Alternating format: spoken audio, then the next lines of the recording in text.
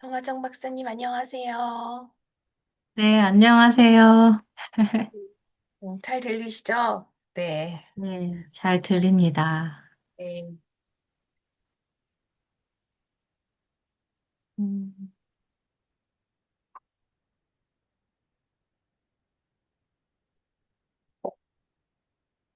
음, 음,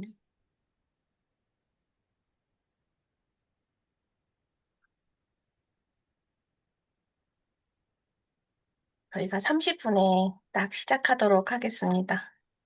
네, 네, 안녕하세요. 어, 오늘은 저희 다문화 인문학 시민광장, 어, 2025년 7차 강연을 진행하고자 합니다. 어, 저희 다문화 인문학 시민 강좌는 올해는 자기 치유와 자기 돌봄이라고 하는 큰 주제로 이 강의를 시작하려고 하는데요. 오늘 강의에 앞서서 우리 연구소 소장이신 김영순 교수님의 인사말을 먼저 듣고 강의를 진행해 보도록 하겠습니다. 네, 네, 교수님. 네, 여러분 안녕하십니까? 목소리 잘 들릴까요? 네, 잘 네, 들립니다. 네, 저희 인하대 다문화융합연구소는 꽤 오래전부터 저희 그 시민들의 다문화 감수성, 세계 시민성 향상을 위해서 이렇게 그 대중 강연을 준비하고 있습니다. 특히 저희 연구소에 소속된 연구 교수님이나 초빙 교수님들, 또 전임 교수의 연구 성과를 시민들의 눈높이에 맞춰서 강연하는 그러한 시리즈입니다. 오늘 역할과 자기 돌봄은 우리가 한 번 정도 나와 너의 위치를 바꾸어서 생각해보는, 그리고 나아가서 자기도 돌보고 타자도 돌볼 수 있는 그런 내용으로 정화정 우리 교수님께서 마련했습니다. 여러분 함께 보시고 자기를 한번 둘러보고 너와 나의 위치가 어떻게 바뀌어질 수 있는가, 그걸 통해서 여러분들이 타자와 세계를 잇는 그런 소통의 도구로 성찰할 수 있는 기회가 됐으면 좋을 것 같습니다. 우리 함께 공부하고 또 즐거운 시간 갖도록 하겠습니다. 감사합니다. 감사합니다. 감사합니다. 오늘 강의를 해주실 우리 정화정 박사님은요, 인문융합 치료학과 초빙 교수님으로 계시고요. 현재 드라마 치료 교육연구소의 아임 대표님으로 계십니다. 우리 정화정 박사님은 특히 드라마 치료, 연극 치료에 굉장히 많은 또 기술과 또 역량을 갖고 계셔서 사실은 오늘의 특강이 저는 개인적으로 기대가 되고 많이 기다리고 있었습니다. 오늘의 주제는 역할극과 또 자기 돌봄을 어떻게 하는지에 대해서 우리가 오늘 배우도록 공부하도록 하겠습니다. 정화정 박사님 준비되셨을까요? 네, 바로 시작하면 네, 될까요? 네, PPT 공유해 주시고 강의 시작하면 네, 됐습니다. 네, 박사님 부탁드립니다. 네, 잠시만요.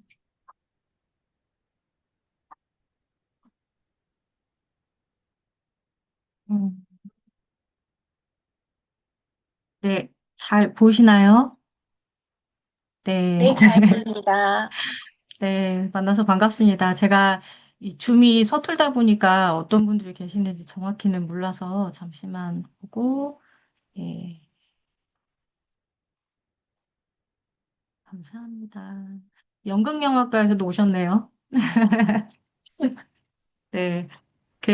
이번 시간이 저에게 역할극과 자기 돌봄으로 시간을 주셨는데, 어, 제가 제 소개를 먼저 하고 하는 게 이해하시기에 좀 쉬우실 것 같아요. 제가 줌이 조금 서툴다 보니까 잠시만요. 얘를 좀 치우고, 네. 어, 저는 인하대에서 인문융합 치료학 박사를 했습니다. 그래서 인문융합 치료학과를 다니면서 어떻게 학문과 학문이 좀 새로운 학문으로 또 도움이 되는 학문으로 발전할 수 있는지를 좀 많이 경험했던 것 같습니다. 그러면서 사이코 드라마를 원래 하고 있었기 때문에 그것과 또 새롭게 배우는 학문들이 어떻게 연결되었을 때 더 좀 시너지가 날 수 있나 그런 것들을 저도 공부하면서 네, 좀 많이 연구하게 됐던 것 같고요.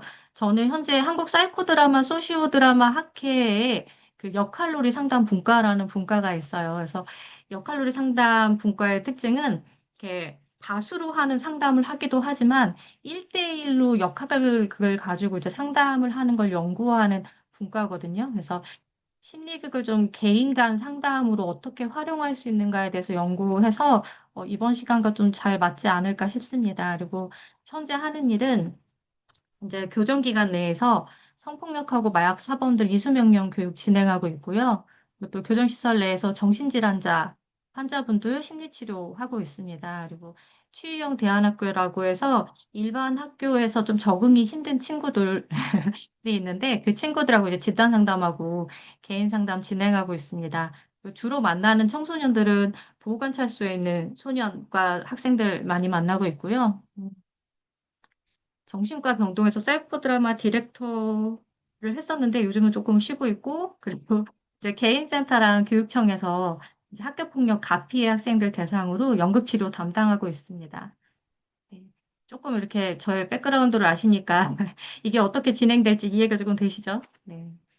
그래서 보면 제가 요거를 설명드리려고 하니 아무래도 사례들이 좀 나올 것 같은 거예요. 그래서 대체로 사례를 좀 어떻게 각색을 해서 좀 개인 정보를 잘 보호하며 또 여러분들에게는 어떻게 좀 교육에 도움이 될까 좀 고민을 하면서 사례들을 좀 각색하기는 했습니다. 그래서 혹시나 제가 여기에서 이야기하는 모든 사례들은 좀 각색되어 있다라고 좀 인지해 주시면 감사하겠습니다. 저는 사실은 여기 참여하시는 선생님들이 이걸 통해서 좀 어떤 거를 원하시는지 좀 궁금하기는 해요. 그래서 상담에 직접 사용하시려는 건지 아니면 좀 본인이 어떤 그냥 호기심이나 관심으로 하시는지도 좀 궁금하긴 한데요. 그러니까 시간이 없으니까 두루두루 관심 있다고 생각하시고 넘어가 볼게요. 그래서 현재 그 2024년 기준으로 내가 정신건강에 문제가 있나? 라고 질문했을 때 73.6% 정도가 난 좀 정신건강에 문제가 있는 것 같아 라고 이야기를 하셨대요. 근데 요게 2018년에는 한 59.9%였대요. 그러고 보면 이제 몇 년 사이에 굉장히 많이 늘어난 수치죠. 근데 공통적으로 바뀌지 않는 건 그 정신건강 문제 중에서 가장 큰 비중으로 하고 있는 게 바로 스트레스라고 합니다. 그럼 스트레스가 우리의 정신건강과 정말 연관이 많구나라는 걸 좀 우리가 알 수 있겠죠. 그래서 이 스트레스 많은 이 사회에서 어떻게 나를 돌볼 수 있을까? 그렇게 좀 바꿔보시면 될 것 같아요. 네. 그래서 여러분들은 자기 돌봄이 뭐라고 생각하세요? 자기 돌봄. 네. 저는 예전에는 자기 돌봄하면 뭔가 남에게 도움을 받지 않고 나 스스로 나를 돌보고 하는 것들을 자기 돌봄이라고 생각했던 것 같아요. 그러다 보니까 이렇게 혼자서 나의 돌을 닦거나 아니면 나를 성찰하거나 이런 것들이 자기 돌봄인가 하는 좀 오해를 했던 것 같습니다. 근데 자기 돌봄은 이런 뜻이 있다고 합니다. 그래서 자기의 감정과 욕구를 좀 명확히 알아차리고 그리고 내 지금 감정이 이렇구나. 그럼 이렇게 조절할 수 있겠다. 자기의 정서를 조절하고 그리고 자기를 좀 연민과 수용의 태도로 받아들이는 것. 이게 자기 돌봄이라고 합니다. 그렇다라고 한다면 자기 돌봄은 혼자 하는 건 아니겠죠. 누군가 그 역할을 해주면서 함께 하는 거겠죠. 그렇기 때문에 좀 그걸 역할극에서 어떻게 풀어나갔는지 좀 같이 보시면 좋을 것 같습니다. 이 프로그램은 좀 특징이 있습니다. 제가 몇 가지 좀 이렇게 엮어서 이론을 만들었는데, 그래서 이 프로그램의 특징으로는 몸으로 불러오고 마음으로 성찰하고, 그래서 그게 한 번이 아니라 순환적 과정이다라고 되어 있는데요. 그 이유는 뒤에 어떤 이론들을 가져왔는지를 보시면 이해가 빠르실 것 같습니다. 혹시 제가 여기까지 말이 혹시 너무 빠르진 않은가요? 괜찮은가요? 네. 좋습니다. 그러면 이론을 좀 설명드리겠습니다. 제가 이 자기돌봄 역할 그게 프로그램에 쓰는 건 요 네 가지를 기준으로 하고 있어요. 하나는 그 포나기의 정신화 이론이고, 하나는 그 포지스의 다미주 이론, 그리고 또 하나는 모레노의 사이코 드라마. 그래서 자기돌봄 모델이라는 4차원 통합 과정으로 이거를 이렇게 진행을 했고, 그거에 따른 결과를 이따가 사례로 좀 보여드릴 텐데, 그걸 보시면서 같이 이해하면 좋을 것 같습니다. 우선 정신화라는 말을 선생님들 좀 들어보셨나요? 정신화 어떠신가요? 아마 상담 공부하시는 분들은 요즘에 정신화가 되게 핫하더라고요. 그래서 상담 공부하시는 분들은 좀 많이 들어보셨을 것 같은데, 어떻게 보면 어렵고 어떻게 보면 되게 간단한 이론인 것 같아요. 정신화라는 건 여기 써 있는 거대로 하면 피터 포나기가 그 애착 이론에서 가져온 거예요. 그래서 1989년에 처음 사용한 말인데, 자기와 타인의 행동을 내적 정신 상태, 그러니까 자기의 정신 상태에서 욕구, 감정, 신념, 의도의 산물로 이해하는 능력이다라고 했는데 되게 어렵죠. 요거를 간단하게 풀어보면 뭐가 되냐면 내가 나를 어떻게 생각하는지, 그 내가 타인을 어떻게 생각하는지, 타인이 나를 어떻게 생각하는지를 알아차리는 상위 인지 능력이라고 생각하시면 좋습니다. 네. 그렇게 되면 조금 이해가 쉬우시죠? 네. 어려운 이야기는 아닙니다. 그래서 이 정신은 4차원으로 이야기를 하고 있어요. 그게 이제 여기 나와 있는 건데요. 암묵적 명시적, 그리고 자기와 타인, 인지와 정성, 정서, 내부와 외부. 이렇게 네 가지 차원으로 이해를 하고 있는데 이 네 가지 차원이 깨지면 그럼 과연 무슨 일이 벌어지냐. 이게 바로 정신화가 되지 않았다라는 상황이겠죠? 그래서 우리가 평상시에는 대체로 이 정신화 능력을 가지고 살아가요. 잘 생각해 보시면, 나에게 큰일이 없다면 나는 대체로 너그럽고 나는 대체로 이성적인 사람입니다. 근데 나에게 어떤 사건이 생기거나 아니면 약하긴 하지만 반복적인 어떤 스트레스에 내가 노출이 된다면 나도 모르게 평소에 나답지 않은 행동을 하거나 그런 사고가 들어올 때가 있어요.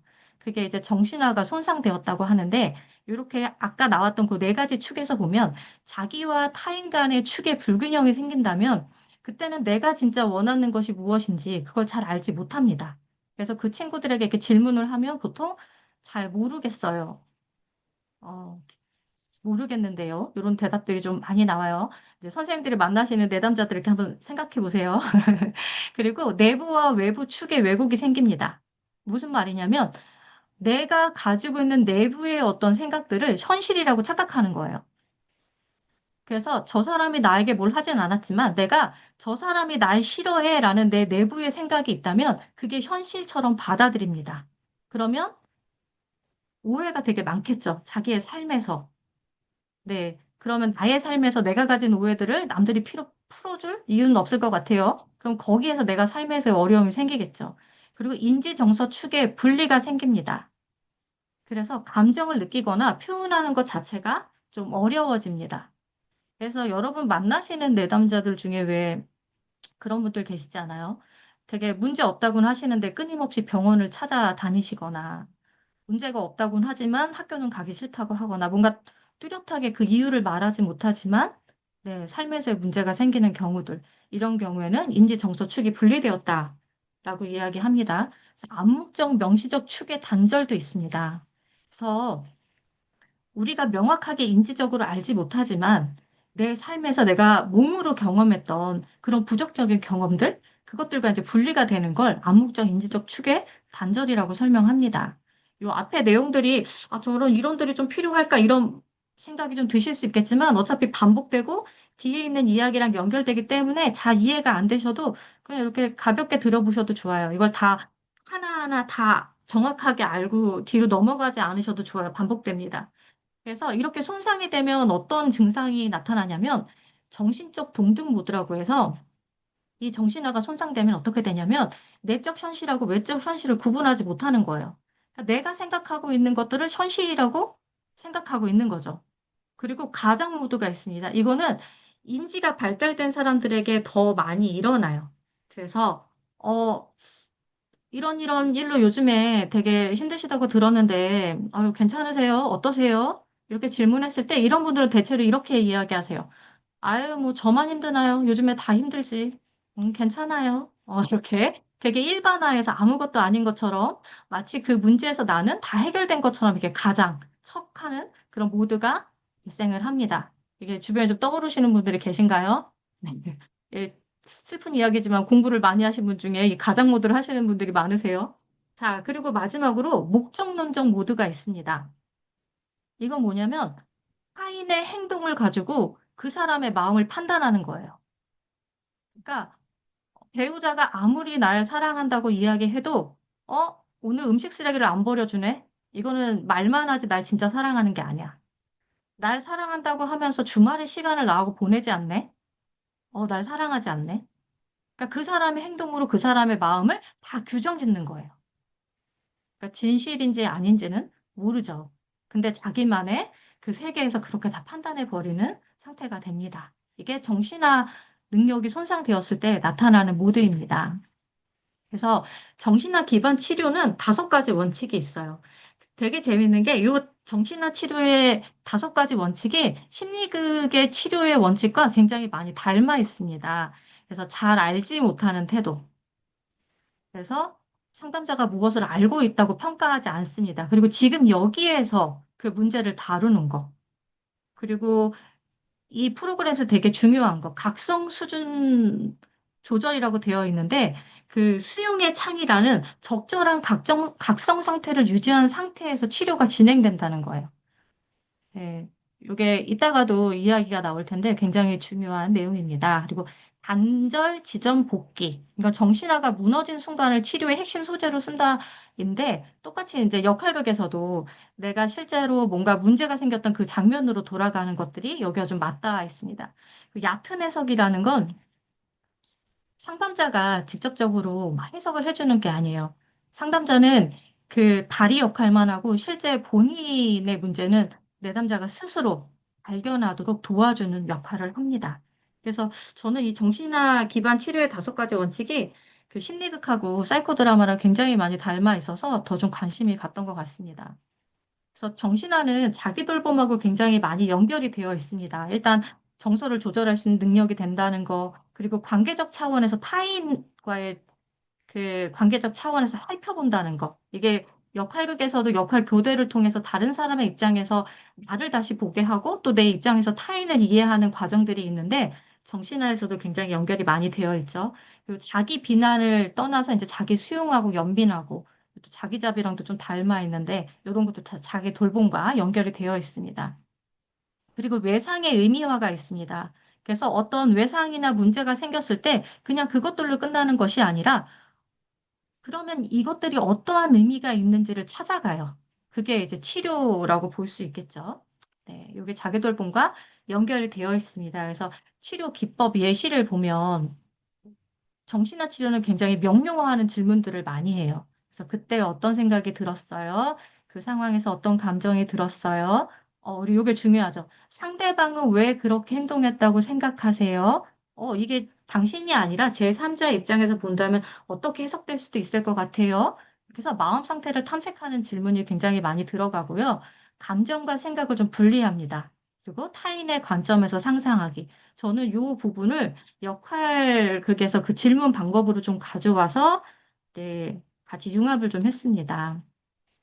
그래서 애착과 스트레스에 대한 게 나오는데 이게 왜 나왔냐면 그 처음에 이 정신화 치료 자체도 그 애착의 문제에서 발견했기 때문에 이게 애착과 스트레스, 내가 안정화된 애착을 가졌을 경우에는 우리가 그 수용의 창 자체가 굉장히 넓기 때문에 내가 그 스트레스를 좀 담아낼 수 있는 그릇이 좀 큰데 만약에 내가 불안정한 애착을 경험했다면 굉장히 과활성화되거나 저활성화될 수 있다는 거죠. 그래서 그걸 좀 안정된 수영의 창 안에서 작업을 해야 된다.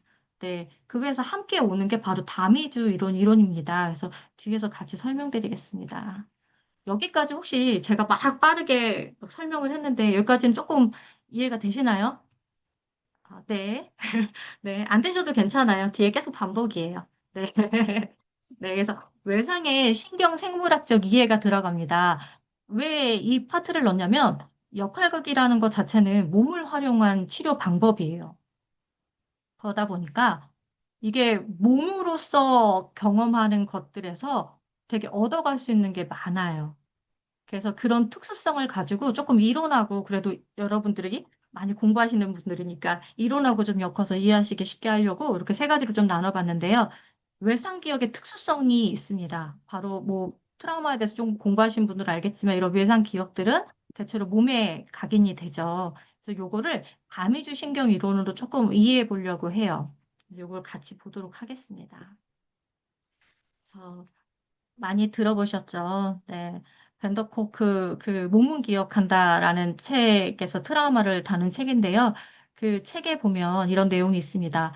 외상 기억은 언어적 서술 기억으로 통합되지 못하고 암묵적 기억, 특히 감각운동 기억과 정서 기억의 형태로 신체와 신경계에 비언어적으로 각인된다.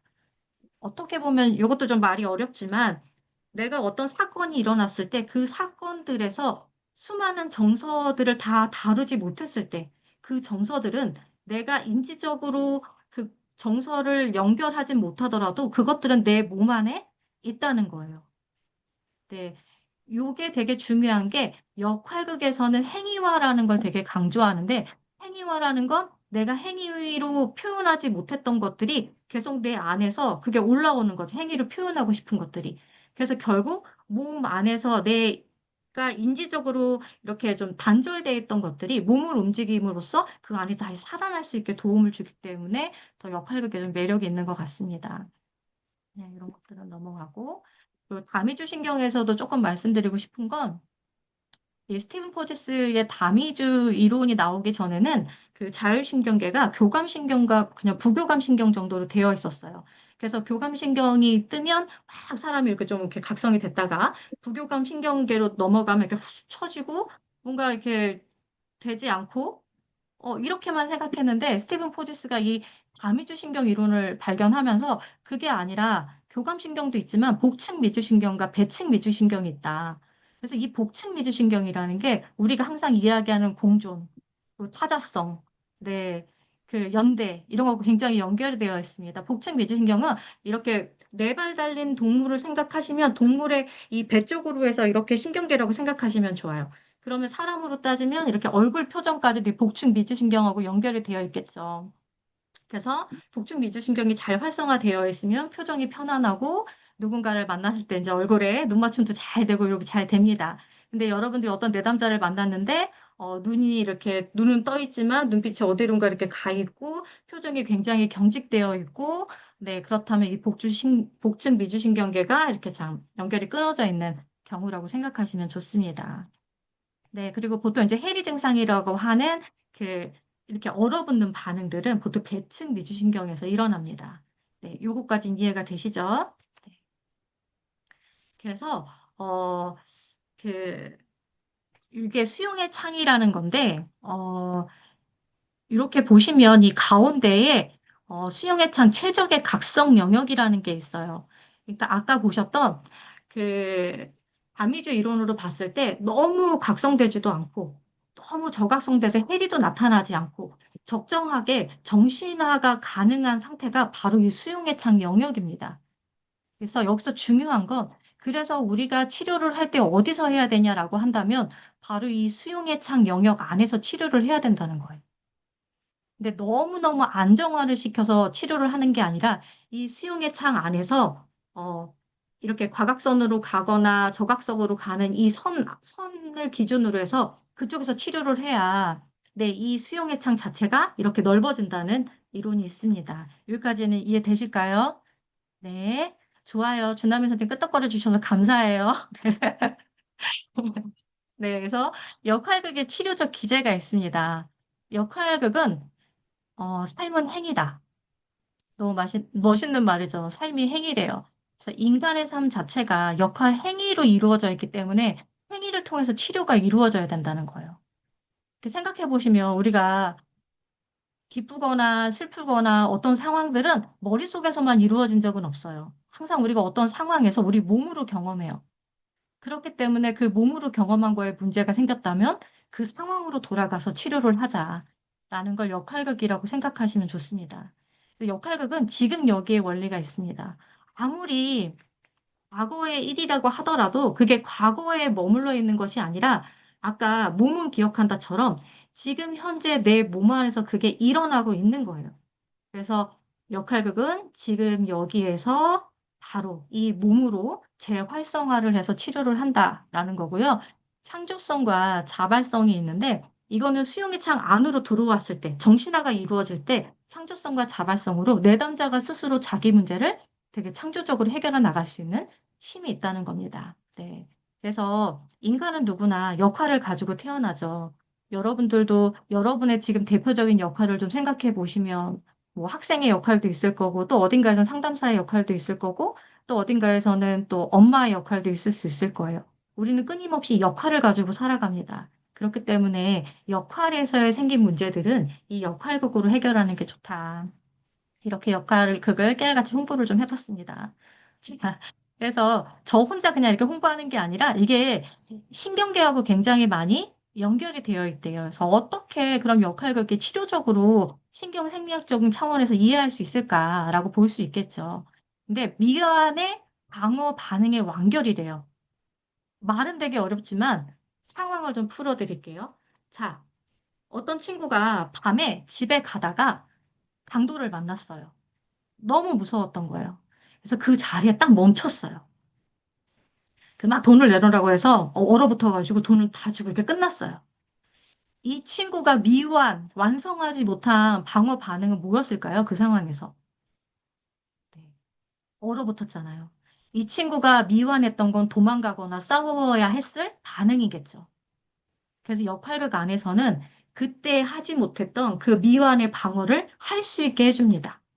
네, 그래서 우리 몸은 그게 과거의 기억이든 현재의 기억이든 내 안에 있는 그 감각으로 그걸 그 상황, 현재의 시점으로 해결할 수 있게 도와줍니다. 그리고 사회적 관여 시스템이 있어요. 요건 아까 그 다미주 이론에서 복층 미주신경으로 보시면 좋아요. 사람이 연결이 된다라는 건 내가 이 사람과 서로 눈이 마주치고 서로 얼굴을 이렇게 볼 수 있고 이런 상태에서 사회적 연결이 되잖아요. 그렇기 때문에 이 역할극이라는 건 뭐 이렇게 엎드려서 하는 게 아니라 몸으로 이 사람과 몸으로 만나는 작업이에요.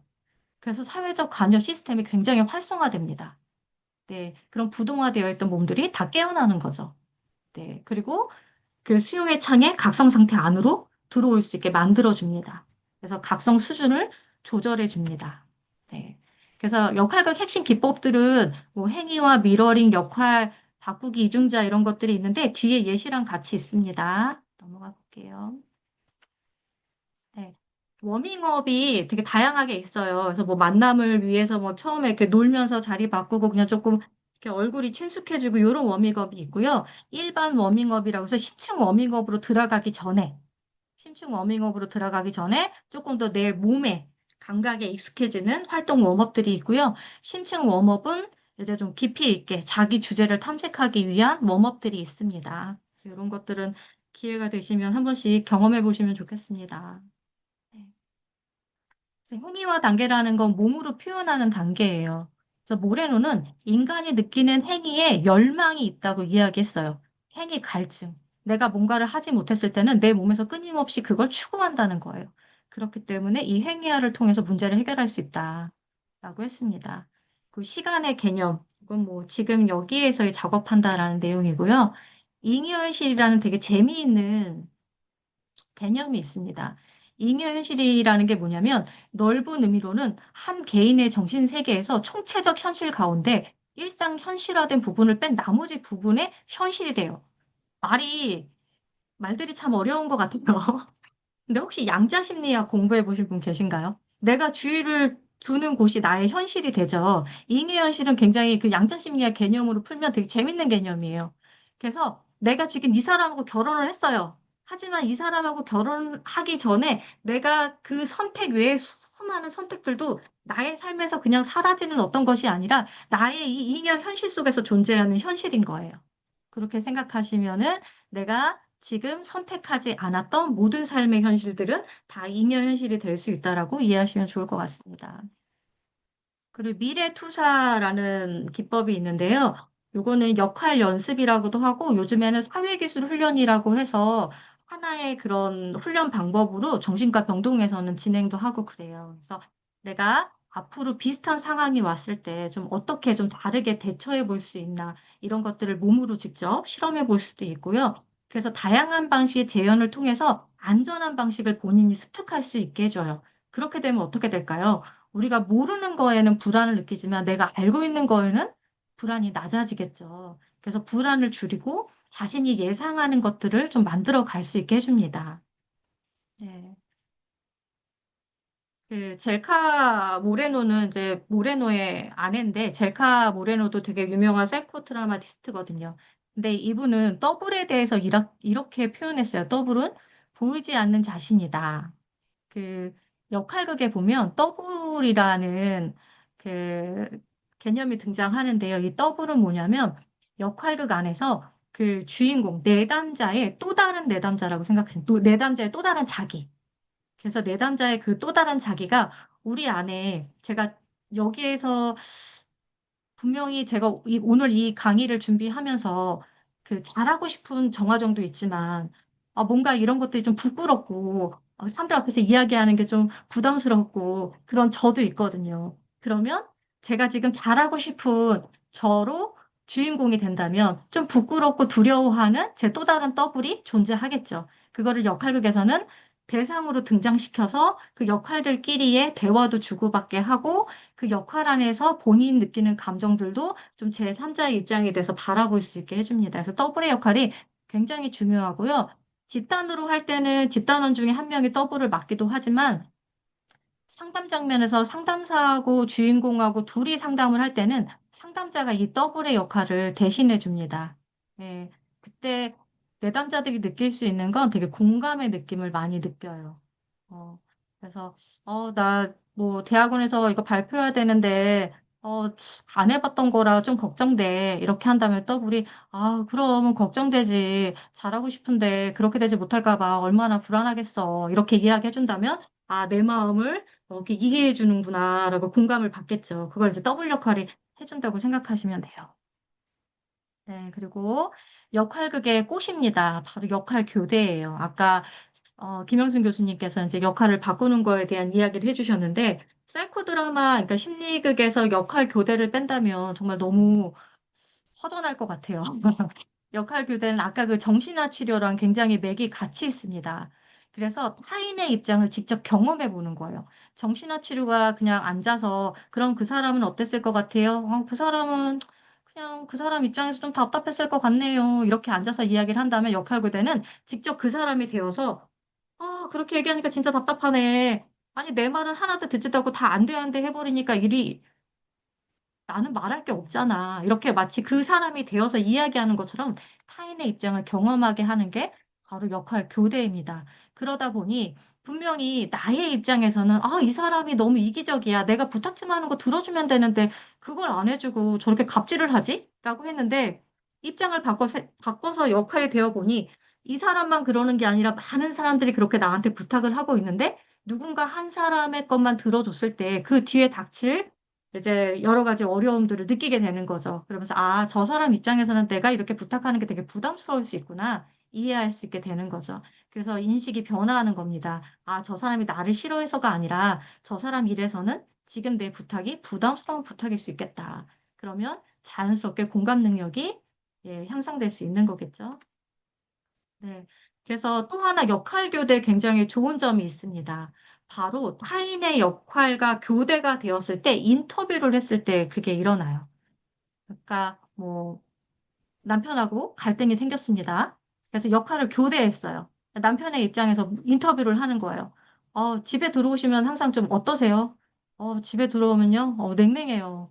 어떨 때 내가 좀 늦게 들어오거나 이러면 인사도 안 해주고 쌩하니 방으로 들어가니까 집에 들어올 때 되면 현관 앞에서 좀 망설여지기도 해요. 이렇게 본인이 본인 입장에서 생각하지 못했던 것들을 남편 입장에 대해서 인터뷰를 했을 때는 그 남편 입장에서 그 상황을 이해할 수 있게 되는 거예요. 그래서 역할을 바꿔서 인터뷰하면서 그 상황에 대한 정보도 되게 많이 습득을 할 수 있고, 그리고 내면도 이해할 수 있게 되고, 관점도 변화할 수 있게 됩니다. 그러면서 거기에서 역할 교대가 반복되면서 이제 무의식적으로 정말 원하는 것들이 무엇인지 탐색이 가능해집니다. 네. 그리고 거울 기법인데요. 거울 기법은 여러분들이 이혼숙녀 캠프 보면 요즘에 아주 핫하게 거울 기법이 많이 나오고 있어서 그 상황을 이렇게 한번 상상해 보세요. 남편이 술 먹고 막 밥상을 뒤집어 엎어요. 그거를 이제 배우들이 막 보여주죠. 그럼 그 남편이 어떻게 해요? 고개를 푹 숙여요. 그 여자는 막 울고 있어요. 그러니까 그 남편은 그전까지 나는 그럴 만해서 그럴 수 있어라고 했던 것들을 다른 사람이 내 역할을 하는 걸 보면서 수치스러움, 미안함, 자책감, 이런 감정들을 막 경험을 하는 거죠. 네. 그래서 이 거울 기법은 나를 좀 객관화해서 볼 수 있게 해준다. 그래서 그런 상황에서 좀 더 자기를 동정적으로 바라볼 수 있는 눈도 생깁니다. 근데 이제 적용하면 안 되는 대상들도 있어요. 너무너무 이제 만나보시면 자기애가 높거나 반사회성이 높은 사람들 같은 경우에는 이제 거울 기법을 이제 함부로 쓰시면 이제 거기에서 상담사 라포가 다 깨져버립니다. 그래서 적절하게 잘 활용하셔야 되는 기법입니다. 네. 그리고 이제 가장 많이 쓰는 게 비느자 기법이에요. 요거는 이제 게슈탈트에서도 많이 쓰죠. 그래서 비느자를 사용하는 이유는 비느자의 장점이 있어요. 그러니까 같이 이렇게 집단에서 역할을 부탁해서 할 때도 우리가 어떤 역할을 맡으면 결국엔 내가 가진 나의 습으로 그 역할을 해줄 때들이 있거든요. 근데 그건 주인공이 진짜 느끼는 그 대상과 다를 수 있어요. 그럴 때 빈 의자를 사용하면 정말 주인공이 경험한 그 대상을 그 아무것도 없는 의자에서 발견할 수 있어요. 그래서 오히려 아무것도 하지 않아도 주인공의 모든 것들이 다 투사되어서 빈 의자로 했을 때 더 진실한 감정이 나오기도 합니다. 그리고 1대1 상담에서는 어쩔 수 없이 빈 의자를 사용해요. 왜냐하면 상담사랑 이제 내담자랑 둘밖에 없기 때문에 누군가는 그 역할들을 계속 해나가야 되거든요. 그래서 의자로 역할을 만들어서 의자로 역할을 만들어서 교대를 하면서 이야기를 만들어 가기도 하고요. 뭐 가정폭력 장면이 있다면 그거를 이제 의자로 만들기도 합니다. 그래서 의자의 방향이나 위치에 따라서 그 감정들이 올라오기도 해요. 이거는 실제로 안 보시면 조금 느낌이 안 나실 것 같긴 한데, 네. 뭐 시간이 되면 네, 보도록 할게요. 그래서 역할놀이 그 제가 사용한 그 기법 중에서 이 역할놀이는 저희 그 분과의 슈퍼바이저이신 분이 만드신 역할놀이 상담이라는 걸 좀 가져다 써요. 그래서 이것만 가져다 쓰는 건 아니고 여기에 이제 정신화나 이런 것들을 좀 가미하긴 하지만 이분의 그냥 기본적인 이 방식을 조금 안내를 드릴게요.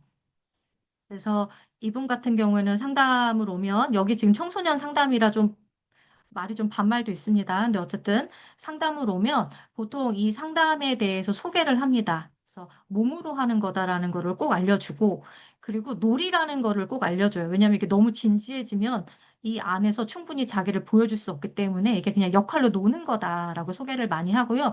웜업을 시킨다라고 하는데 웜업은 좀 방법이 여러 가지 있는데 여러분들 혹시 이 지금 모니터에 본인이 보이세요?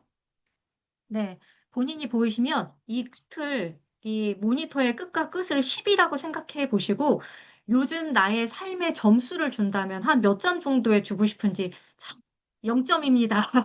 0점. 요즘 나의 삶의 점수를 준다면 몇 점 정도, 모니터가 여기가 끝이 10이에요. 했을 때 몇 점 정도 주고 싶으신지. 자, 서로의 손의 폭도 한번 보시고, 네.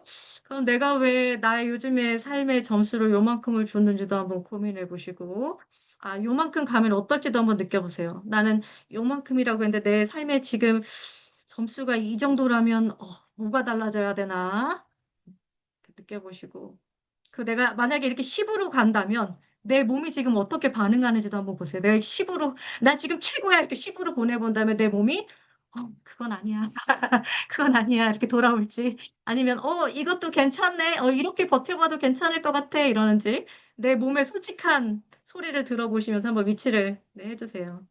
아유, 우리 김진선 박사 일을 엄청 많이 하셔가지고. 네, 어느 위치가 나의 진짜 요즘 나의 에너지 점수인지도 한번 보시고요. 네.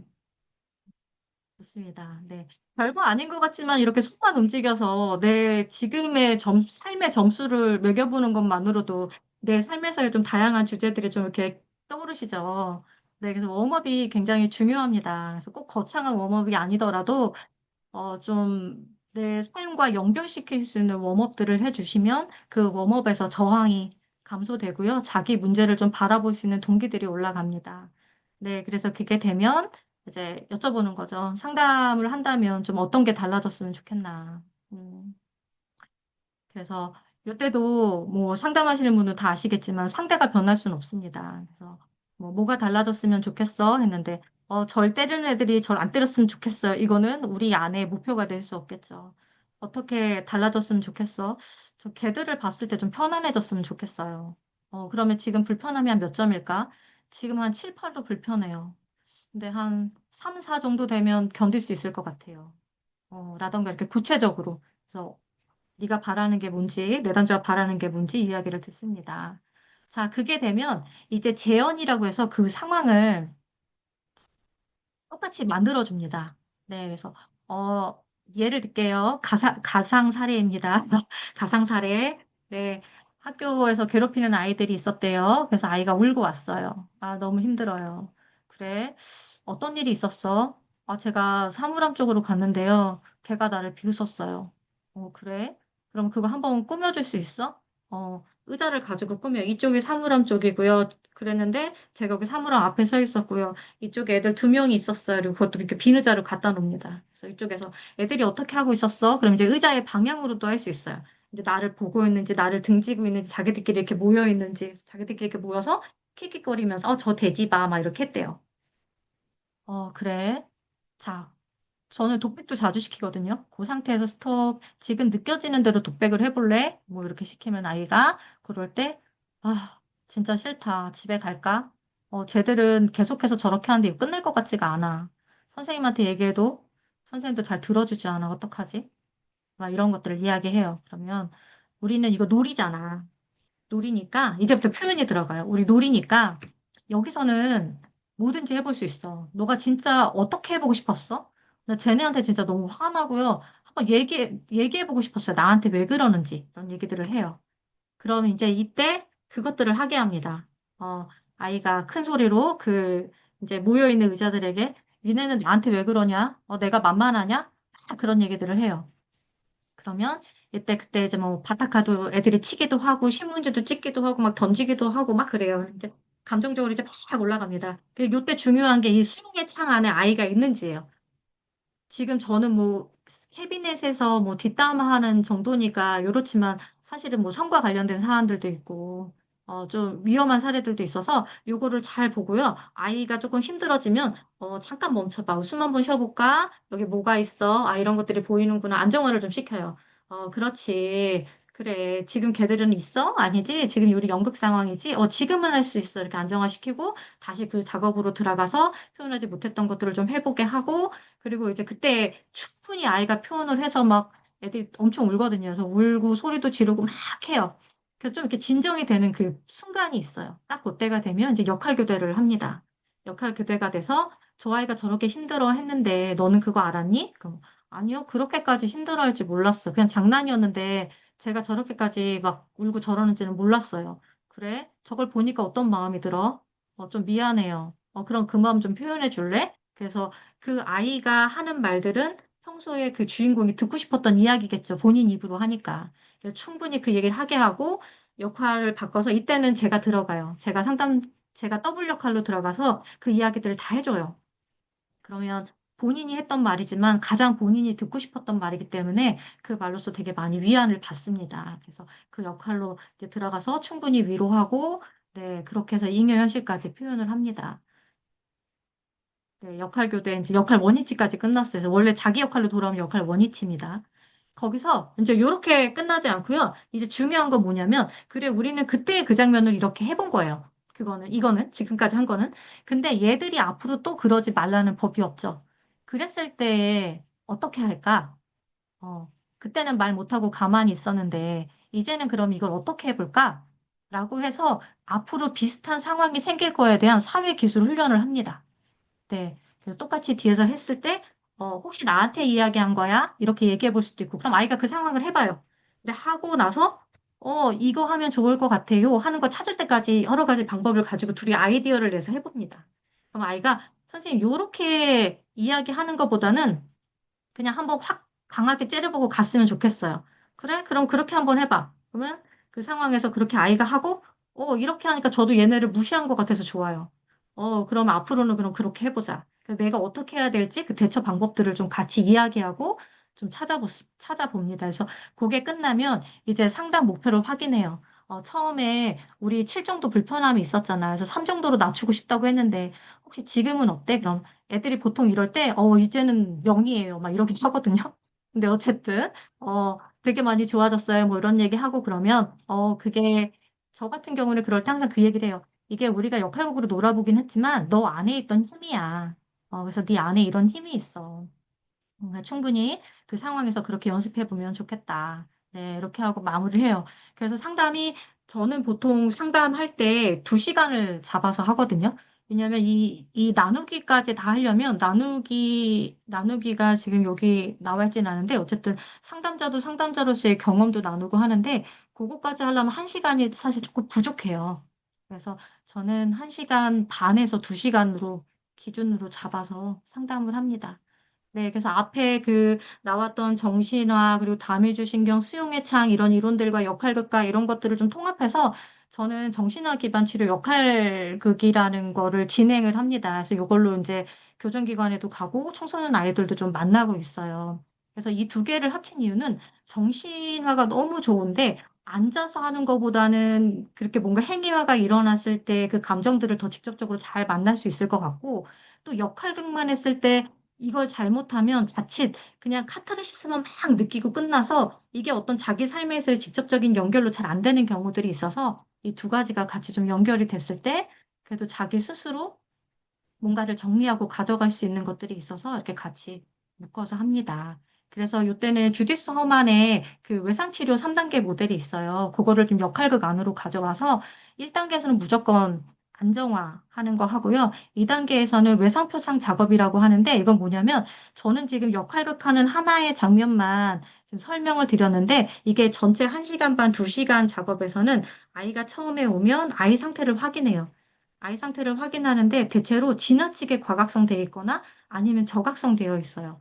그래서 지나치게 과각성 되어 있는 애는 일단 들어올 때부터 이러고 들어와요. 이러고 들어와요. 그래서 와 진짜 정신없다 이렇게 들어오는데 막 씻지도 않았어요. 막 씻지도 않았고 막 이렇게 땀을 뻘뻘 흘리면서 냄새를 풍기면서 막 이렇게 뛰어오는 아이들이 있어요. 그런 아이들이 있으면 일단 이 아이를 조금 이 수용의 창 안으로 가져와야 되겠구나 느끼죠. 그때는 안정화 작업을 먼저 합니다. 그리고 이제 또 되게 저각성 되어 있는 아이들이 있으면 좀 같이 걸어요. 상담실도 좀 같이 걷고 이러면서 좀 몸이 좀 각성 상태로 올라올 수 있게 네, 조절을 합니다. 그래서 그래도 수용의 창 안에서 활동을 할 수 있게 하고요. 보통 4회기로 진행을 하는데 1회기부터 역할극은 하지는 않고 1회기 때는 보통 이 안정화 작업에 치중을 많이 두고 아이가 상담으로 목적이나 진짜 아이가 바뀌고 싶은 게 뭔지 인터뷰를 좀 많이 하고요.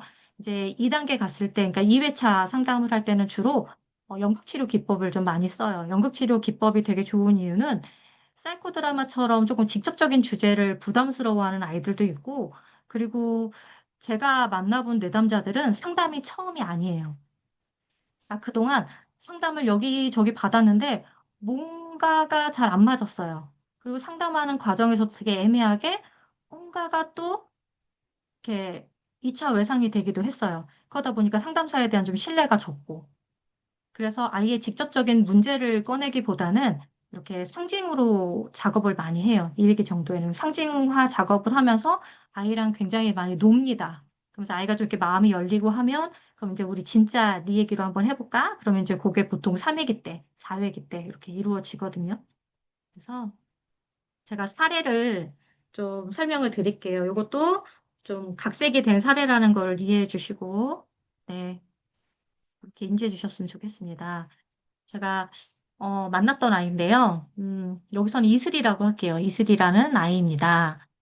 이 친구는 되게 예쁜 친구예요. 되게 예쁜 친구인데 이 친구가 이제 초등학교 5학년 때 학폭을 당하기 시작했는데 같은 또래 아이들한테 신체 폭력도 당했고 언어 폭력도 당했고 그리고 약간 성적인 그 학대도 경험이 있는 아이예요. 그런 아이다 보니까 좀 많이 힘듦이 있었고요. 이 초등학교 때 졸업할 때까지는 해서 학교폭력이 되게 심했다가 중학교 올라온 이후에는 직접적인 그런 학교폭력은 없었거든요. 근데 이제 이 아이가 중학교 올라와서는 이제 극심한 우울하고 무기력이 있었고, 그리고 이 아이 스스로 친구들을 어떻게 사귀고 만나고 하려는 의지 자체가 없어졌어요. 그러니까 아까 그 다미줄신경 이론에서 본다면 얘가 복층 미주신경계가 차단된 거죠. 그러니까 표정 자체도 되게 이렇게 좀 음, 얼음 공주 같았어요. 이렇게 굳어져가지고 눈은 이렇게 마주치지만 눈동자가 이렇게 초점이 맞는 건 아니고 이제 그런 친구였고요. 이 친구 처음 들어왔을 때 되게 좀 신기했던 건 이 친구가 걸어서 들어오는데 그 복도에서 그 센터의 그 상담실 안으로 들어오는데 진짜 슬로우 비디오처럼 거의 막 이렇게 느리게 느리게 해서 들어오는 거예요. 그리고 고개를 숙인 것도 아니고 든 것도 아닌데 눈빛은 되게 멍하고 네, 그런 상태로 이렇게 들어왔어요. 이 친구 할머니랑 같이 와서 이제 할머니랑 제가 상담한 걸로는 집에서는 그 정도까지는 아닌데 최근에 집에서 할머니하고 좀 갈등이 생겼고 이제 약간씩 그 비행 문제가 있는 애들하고 어울리면서 그 오빠들하고 연락을 자주 하면서 이제 할머니하고 이제 관계가 점점 더 안 좋아지고 있는 시기였어요. 음. 그리고 목소리는 되게 좀 작고 단조로운 목소리였어요. 그리고 1회차 때는 거의 잘 모르겠어요. 아니오도 아니에요. 그냥 모르겠어요. 이게 조금 반복됐고, 이 아이가 손을 봤는데, 이 손톱 위에 살을 다 뜯어가지고, 피가 그냥 다 맺혀 있고 터져 있고, 손톱도 되게 짧아져 있었어요. 그 상태였어요. 그리고 이제 제가 봤을 때 이 아이 신경계 상태는 심각한 저각성 상태였고, 배축 밑줄신경이 이렇게 차단된 상태였고, 정신화 능력이 손상되어 있었어요. 사회적 연결 자체가 차단되어 있었고요. 이제 그럼에도 상담 동기는 이제 할머니가 자기를 걱정한다는 걸 알아요. 그리고 뭔가 상담하면 좋아지지 않을까라는 약간의 희망이 있어요. 근데 이 아이 같은 경우 안타까운 게 초등학교 5학년 때 사건이 생기면서 계속 상담을 돌렸어요. 근데 그게 뭐가 안 맞았는지, 아무튼 그 전에 상담사들하고 뭐가 안 맞았나 봐요. 그러니까 얘는 상담사에 대한 불신도 되게 높았어요. 어쨌든, 그래도 왔습니다. 감사하게. 그래서 상담을 받을 거니 물어봤더니, 잘 모르겠어요라고 했지만, 그래도 끄덕거리긴 했고, 그래서 상담은 시작이 됐습니다. 네. 그래서 첫 회기 상담인데요. 일단은 아이가 앉았어요. 앉고, 정말 아무 말도 하지 않았어요. 아무 말도 하지 않고 이거는 바닥을 쳐다보는 것도 아니고 제 눈을 그냥 진짜 멍하니 이렇게 봐요. 멍하니 있는 거예요. 그래서 이 아이를 어떻게 해줘야 될까 하다가 저는 제가 할 수 있는 가장 따뜻한 눈빛으로 이 아이를 그냥 바라봤어요. 그 시간이 한 20분 정도 됐던 것 같아요. 예. 그러니까 이 아이도 20분 동안 말을 안 하고 저랑 눈을 마주치고 이러고 있으려니 자기도 불편했겠죠? 그러니까 20분 만에 이 아이가 무슨 얘기를 했냐면 전에도 상담 받았어요. 근데 그 상담사가 계속 질문해서 짜증났어요. 이렇게 이야기를 하더라고요. 근데 이 말이 얼마나 반가웠는지 몰라요. 표현이 이제 드러나기 시작한 거잖아요. 그래도. 그게 뭐 부정적인 말이든 긍정적인 말이든 아이가 표현을 시작한 거예요. 너무 좋은 거예요. 그래서 제가 아이한테 그러면 잘 됐다. 너 그전에 상담받고 했는데 별로 안 좋았잖아. 그리고 계속 질문해서 짜증났지. 그랬대요. 그럼 좋다. 오늘 선생님은 너한테 절대 질문을 하나도 안 할 거야. 대신에 우리는 숨만 쉬고 가자 그랬어요. 그랬더니 애가 진짜 저를 진짜 한심하게 쳐다봤어요. 뭐 하는 소린가. 그래서 아이랑 숨만 쉬었어요. 뭐 어떻게 숨 쉬었냐면 그 부호흡을 했어요. 그 SP나 SE 아마 공부하신 분들은 좀 아실 텐데 그래서 호흡을 들이마시고 내뱉는 호흡에 부 하면서 몸의 진동으로 아이를 계속 자극 주는 걸 했어요. 했더니 요게 부호흡하면서 조금씩 아이가 조금씩 살아나더라고요. 그러더니 이렇게 저를 봐요. 그러더니 제 이제 그 상담 테이블 위에 싱잉볼이 있었는데 저건 뭐예요? 이렇게 묻는 거예요. 그래갖고, 네가 한번 쳐볼래? 그랬어요. 그랬더니 아이가 그걸 이렇게 치더라고요. 그랬더니 이렇게 종소리가 찡하고 울리잖아요. 그래서 그래도 아이가 이제 관심을 보인 게 너무 좋아서 이제 거기에서 시작을 했던 것 같아요. 너는 뭐가 생각나? 그랬더니 종이죠. 이러는 거예요. 그래서 제가 그때 선생님은 이렇게 종소리 들으면 약간 비 오는 날도 생각나. 뭐 이렇게 얘기했더니 아이가 그때 어, 할머니랑 옛날에 시골에서 살았던 건 생각나요. 뭐 이렇게 이야기해서 그때 그 할머니랑 살았던 그 시골의 풍경들에 대해서 이렇게 아이가 막 이야기를 했었어요. 그래서 저는 질문하지 않았지만 아이가 이제 스스로 자기 이제 과거의 그런 이야기들을 요때 이제 처음으로 시작하게 됐습니다. 요게 1회기 때 있었어요. 그래서 2회기 때는 어, 아이가 이제 앉자마자 손톱을 뜯었어요. 근데 아까 말씀드린 것처럼 피가 계속 흘러요. 그리고 이제 손가락 하나, 두 개는 이렇게 데일밴드를 붙이고 있는데 밴드 위에도 다 이렇게 피가 맺혀 있어요. 그래서 아이랑 이렇게 뭐 질문을 워낙 싫어하니까 질문을 할 수는 없고 그래서 아이한테 그럼 우리 다른 거 하지 말고 그림 그릴래? 그랬어요. 그랬더니 아이가 무슨 그림 그리냐고 그래서 네가 상상하는 너의 손을 한번 그려봐라고 했어요. 그래서 아이한테 이제 종이를 주고 저도 같이 그렸어요. 저는 제 손을 그리고 아이는 자기 손을 그리고. 근데 아이가 그 자기 손 그림 안에다가 장미를 그렸어요. 그래서 되게 신기하잖아요. 그래서 이 장미가 뭐야? 했더니 아이가 갑자기 되게 시인처럼 이렇게 이야기를 했어요. 사람들이 사랑이라고 말하지만 저는 그게 항상 좀 의심스럽고 믿을 수 없어요. 장미는 예쁘지만 가시가 있잖아요. 이 말을 하는 거예요. 아이가 그동안 어떤 상처를 받았는지가 아이의 이 말에서 제가 되게 좀 크게 왔던 것 같아요. 그래서, 선생님이 질문은 안 할 테니까 대신 네가 이 손 역할을 해라. 그래서 한 사람은 손이 되고 한 사람은 장미가 돼서 대화를 했어요. 대화를 하다가 이제 한참 역할 바꾸기도 하고 뭐 이렇게 하다가 제가 손 역할이 됐을 때 야, 나 진짜 너무 아프다. 너 때문에 죽겠다. 야, 나 너야. 나 좀 사랑해줘. 이렇게 이야기했는데 아이가 그때 갑자기 이제 울면서 미안하다라는 얘기를 했어요. 자기 손에 대해서. 이때가 아이에게는 되게 큰 변화였던 것 같아요. 제가 뭐 4회밖에 하지 않았지만 제가 4회기 끝나고 나중에 한 달 뒤에 할머니하고 전화할 때까지 아이가 손 다시 뜯는다는 얘기는 못 들었거든요. 그래서 아이가 이때 그 자기 손한테 미안하다고 하면서 굉장히 많이 울었었어요. 그래서 이때 제가 보기에는 그 자신의 손을 대상화하고 그 관점에서 자기를 보는 거, 그 자기 대상 정신화가 회복되면서 좀 치료랑 연결되지 않았나 싶습니다. 그리고 이제 아이가 3회기 때 왜 그렇게 학폭을 당했는지 이유가 나왔어요. 그러니까 아이가 부모님이 갑자기 이렇게 이혼을 하시면서 두 분 다 아이를 맡기 싫어하신 거예요.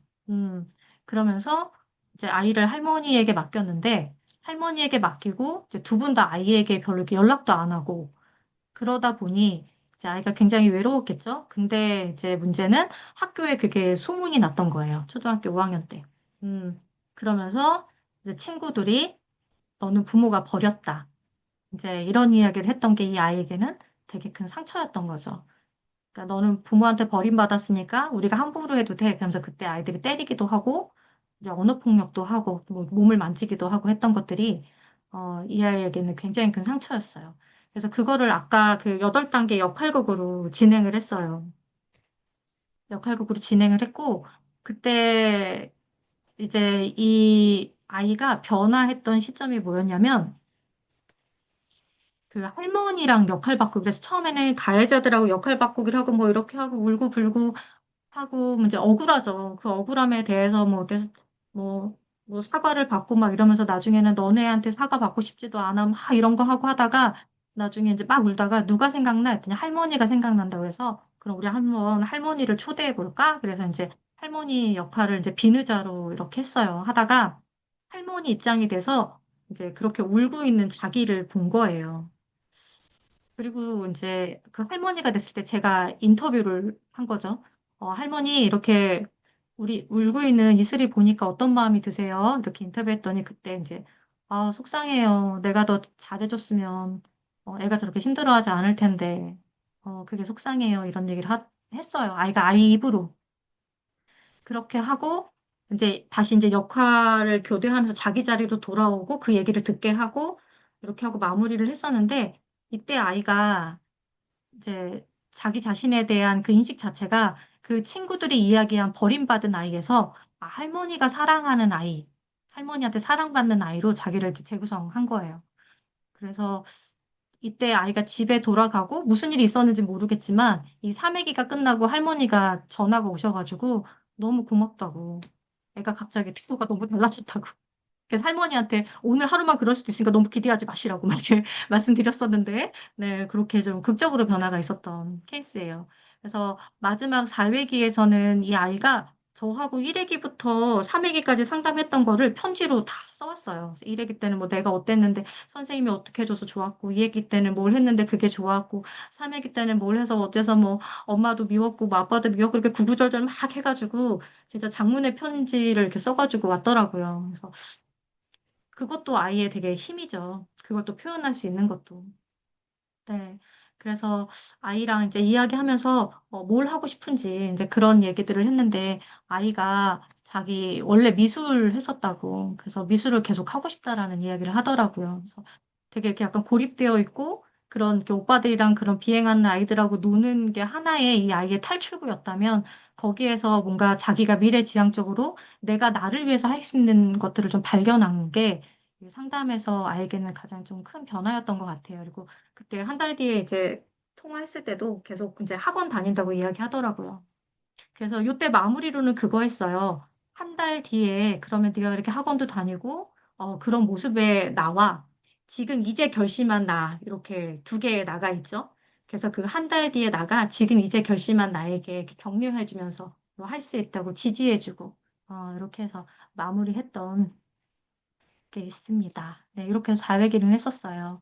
그래서 이 과정은 저는 신경계 조율하는 거 굉장히 중요하게 진행을 하고, 그리고 정신화 능력이 결국은 회복되는 거.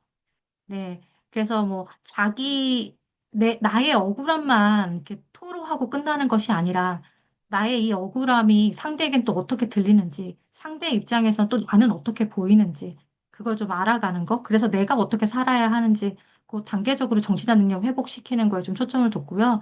역할극이 가지고 있는, 정말 이거는 뭐, 저는 커다란 뭐 정말 막 깊이 있는 기법이 아니더라도 역할극 자체가 가지고 있는 그 역할 교대라던가 잉여현실이라던가 네, 더블 역할이라던가 지금 여기서 다루는 그 기법 자체가 굉장히 치료적이라고 생각하거든요. 그리고 좀 그런 피드백들을 많이 받았고 그래서 그 역할극의 치료적 원리들을 좀 잘 이 안에서 녹이는 거. 그리고 수용의 창 안에서 유지해서 특히 청소년이나 어, 그 교정시설 가도 제가 그분들을 만나면 뭘 느끼냐면 되게 나이가 많으셔도 이 정신화 수준 자체가 되게 어리세요. 청소년 아이들처럼. 되게 자기중심적이고 그러니까 내 입장이 제일 중요하고 타인의 입장을 잘 이해하지 못하고 네, 그런 분들을 요 수용의 창 안에서 좀 정신화가 활성화되게끔 자꾸 자극을 주고 그 안에서 좀 깊이 있게 성찰하고 들어가는 것들이 좀 굉장히 좀 변화하는데 중요하다라는 걸 좀 느꼈던 것 같습니다. 그래서 결국에는 뭐 여기서는 사랑받는 아이로 이렇게 자기 생활 재구성하는 거에 대해서 이야기했지만 자기에 대해서 자기가 수용하고 자기의 좋은 점이든 나쁜 점이든 어떤 상황이든 수용하고 자기가 자기를 좀 불쌍하게 볼 수 있는 안타깝게 볼 수 있는 그래서 자기가 자기를 좀 위로할 수 있는, 네. 그랬을 때, 그럴 때 이제 자기가 자기에게 온전히 자기 자비가 되어야 다른 사람에 대한 그런 자비심도 생길 수 있기 때문에 그것들을 과정 중에서 좀 만들어 주려고 많이 노력하는 것 같아요. 그래서 변화는 이제 신경계로 그리고 심리적으로 관계적 차원으로 좀 관점을 두고 합니다. 네. 시간이 지금 1시간이 지났네요. 그래서 시연을 할까, 진행 가이드를 좀 안내 드릴까 보다가 시험보다는 네, 시간이 좀 짧아서 진행 가이드를 조금 안내 드리면 좋을 것 같네요. 네. 여러분들이 만약에 상담을 하신다고 좀 가정을 해보시고 이 정신학 기반 역할극을 여러분이 사용하신다라고 생각해 보시고 한번 예, 내가 만난 내담자들 이렇게 한번 넣어 보세요. 이 장면 장면에다가. 자, 그 처음에 인터뷰가 들어가겠죠. 최근에 있었던 이제 사건이나 상황들을 인터뷰하게 하고 이 구조 자체로 보면 되게 쉬워요. 인터뷰해서 그걸 장면으로 만들고 나의 입장을 충분히 이야기한 다음에 이제 타인의 입장이 되어보는 거죠. 역할 교대로. 네. 그리고 가장 중요한 건 다시 나의 자리로 왔을 때 이걸 어떻게 다시 재구성하느냐. 네. 그렇게 된 다음에 그 모든 과정들을 좀 성찰하고 통찰하고 이 나누기라고 되어 있지만 상담사가 그 역할을 좀 같이 해줘야 돼요. 그래서 제가 아까 자기 돌봄은 나 혼자 나를 돌보는 것이 아니라 나를 돌봐줄 누군가와 그 경험을 하고 내가 그 경험으로 나를 돌보는 것이다. 그러니까 정신화 치료의 핵심도 정신화 치료의 방법이 있다고 해서 내가 나 스스로 혼자 정신화를 하는 게 아니라 결국 그 정신화의 경험을 받아봐야 내가 그 정신화 능력을 향상시킬 수 있는 거거든요. 그래서 그 역할을 서로 하는 거다. 네, 그래서 진행 가이드. 네. 일단 만약에 여러분들이 이 정신학 기반 역할 상담을 만약에 하신다면 시간은 최소 1시간 반 정도는 확보하시고 하시는 게 좋습니다. 왜냐면 이 감정이 막 이렇게 올라가면 이걸 안정화시켜줘야 되잖아요. 안정화시켜주는 시간을 반드시 확보를 하셔야 돼요. 막 올려놓고 끝나면 큰일 나요. 네. 상담하실 때 만약에 오늘 뭐 5명을 상담해야 되는데 그중에 한 명을 내가 이 역할극으로 해보겠다. 그럼 그때는 좀 1시간 반 이상을 좀 띄어서 네, 상담을 하시면 좋고요. 일단 공간이 중요합니다. 이게 아이들도 그렇고 성일도 그렇고 이게 감정이 올라오면 좀 소리도 지를 수 있고 자기를 잘 표현하면 좋은데 자기들도 알아. 이렇게 표현할 때 이 소리가 밖으로 나간다거나 밖에 소리가 들리면 이렇게 감정을 딱 차단하거든요. 그래서 안전하게 좀 소리를 낼 수 있는 그 공간. 네, 그게 굉장히 중요하고요. 그리고 이렇게 둘이 상담할 때는 의자를 좀 많이 쓰는 게 좋아요. 그래서 여분의 의자들을 좀 두고 그 역할을 대신할 수 있는 의자들이 좀 있는지 보시고 너무 밝고 환한 종류보다는 약간의 은은한 그리고 보시고 온도도 너무 덥거나 춥지 않게. 네, 몸으로 활동하는 거기 때문에 사실 이런 것들도 되게 중요해요. 네. 그리고 준비물 안에는 뭐 다양한 종이와 색연필, 쿠션, 담요, 오브제 뭐 이런 것들을 넣었는데, 어, 네, 필요하다면 이런 것들 준비하셔도 좋고, 준비물은 뭐 크게 빈 의자만 있어도 저는 좋을 것 같아요. 빈 의자. 안전한 공간과 빈 의자. 네. 그리고 진행자 준비가 되게 중요합니다. 진행자가 본인이 신경계가 안정이 안 돼 있으면 사실 힘들어요. 내가 반드시 이 상담에서 오늘 너를 어떻게 변화시키겠다 이렇게 너무 과각성 돼 있어도 내담자 입장에서는 뭔가 이렇게 막 부담이 오고 그런 마음 편하게 이렇게 천천히 그 속도로 가기가 되게 어렵습니다. 그래서 자신의 신경계를 먼저 탐색을 해보시고 내가 좀 안정이 되어 있는지 나도 너무 과각성이 되어 있다면 네, 그라운딩 해주시고 나도 너무 저각성이 되어 있다면 내 몸을 좀 깨워서 같이 움직일 수 있는 웜업을 좀 스스로 해주시고 그리고 아까 정신학 기반의 원칙 5가지가 있었죠. 제가 상담사 선생님들 교육을 가끔 할 때가 있어요. 그러면 다른 거 다 너무 워낙 상담도 잘하시니까 너무 훌륭하신데 한 가지 조금 아쉬운 게 항상 이렇게 뭔가를 잘 알려주시려고 하세요. 가르쳐 주시려고 하시고. 그러다 보니까 내담자들이 그런 상담자 앞에서 나의 뭔가 이렇게 막 망가지고 막 이 안에서 정말 표현하기 뭔가 표현했을 때 뭔가 비난받을 것 같은 것들을 꺼내놓기 조금 두려워할 때들이 있더라고요. 그래서 항상 상담자는 상담자의 수용의 창은 항상 내담자의 수용의 창보다 커야 된다. 나는 뭐든 좀 담아낼 수 있어. 해도 돼. 괜찮아. 이거를 좀 비언어적인 것으로 언어적인 것으로 많이 표현해 주시는 게 좋습니다. 그리고 역할극 기법 뭐 다양한 게 있지만 가장 뭐 중요한 거 역할 교대하는 거, 인터뷰하는 거, 그 더블 역할 하는 거. 그래서 더블 역할은 진짜 공감 능력을 키우는데도 너무 좋아요. 그래서 꼭 역할극 장면이 아니더라도 상담사 선생님들끼리 연습하셔도 너무 좋거든요. 네. 만약에 오늘도 시간이 되면, 만약에 보고 시간이 되면 한 5분이라도 서로 이 더블 역할을 해주는 것도 너무 좋습니다. 그래서 연습이 되지 않으면 그 장면이 됐을 때 내가 무슨 말을 해줘야 될지를 잘 몰라요. 음. 연습이 되어야 내가 그 장면에서 적절한 더블의 대사를 쳐줄 수 있다.